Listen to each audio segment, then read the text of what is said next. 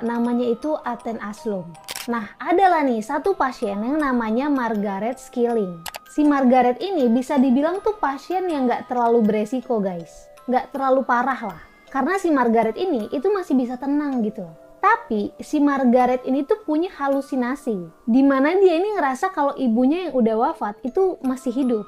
Jadi nih ya, si Margaret ini tuh kayak sering ngobrol sendiri gitu. Nah nanti kalau ditanya, dia bilang kalau dia ini lagi ngobrol sama ibunya. Agak ngeri nih ya, di antara dia yang halu atau kita yang nggak bisa lihat.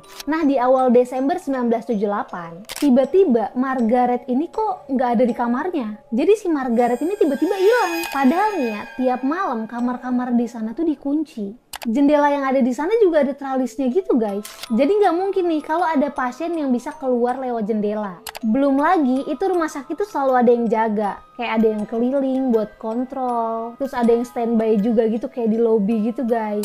Tapi pas itu nggak ada yang lihat Margaret keluar dari kamarnya.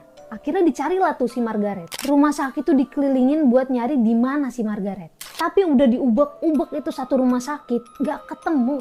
Aneh banget lah pokoknya. Sampai akhirnya udah 2 minggu pencarian, Margaret gak ketemu, akhirnya diberhentiin lah itu pencariannya.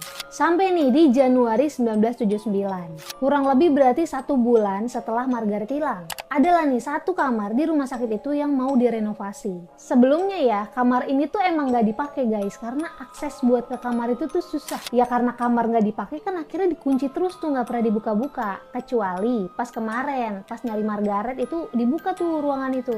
Tapi ya tetap sih Margaret nggak ada di sana. Nah kan kamar itu mau direnovasi nih, mau dibuka dong pintunya. Tapi pas mau dibuka, ini tuh pintunya kekunci dari dalam. Dan akhirnya pintu kamar itu didobrak aja lah, toh juga mau direnovasi kan. Pas udah kebuka, kalian tahu apa? Ada Margaret di kamar itu. Tapi dalam kondisi yang udah nggak bernyawa, di lantai kegeletak gitu aja. Dan katanya nih ya, posisi Margaret pas ditemuin, itu posisinya kayak gini nih guys. Jadi tangannya kayak di dada gitu. Dan dia nggak pakai baju. Pas diidentifikasi, ketahuan nih kalau Margaret ini tuh udah nggak bernyawa dari pas dia hilang. Jadi kurang lebih udah 1 bulan. Tapi nggak tahu juga nih si Margaret ini meninggoynya kenapa. Entah karena serangan jantung atau karena hal lain. Dan yang bikin anehnya, pas itu kan ruangan ini udah dicek nih, tapi nggak ada. Kok tiba-tiba si Margaret ada di ruangan ini?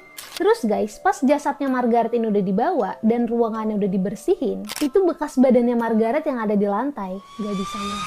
Jadi di lantai ruangan itu tuh kebentuk badannya Margaret gitu.